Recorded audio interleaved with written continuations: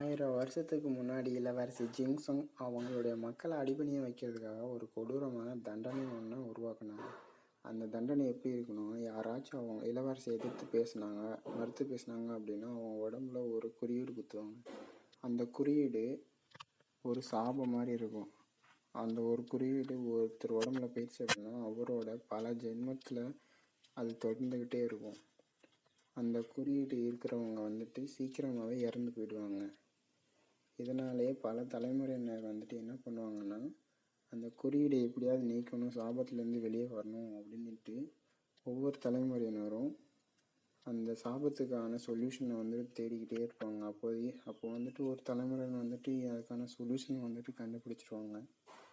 அது என்னன்னா, dragon celestial போனும் அப்புறம் மோச்சனன்ற ஒரு ஆர்போன், இந்த ரெண்டையும் வச்சு அந்த குறியீடு இருக்கிறவங்க அவங்க இந்த சாபத்துலேருந்து வெளியே வர முடியும்.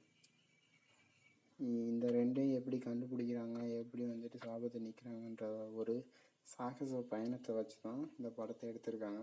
கொஞ்சம் நல்லாயிருக்கும், நீங்களும் பார்க்கலாம். இன்னும் எக்ஸ்பிளைன் பண்ணோம் அப்படின்னா கமெண்டில் சொல்லுங்கள்.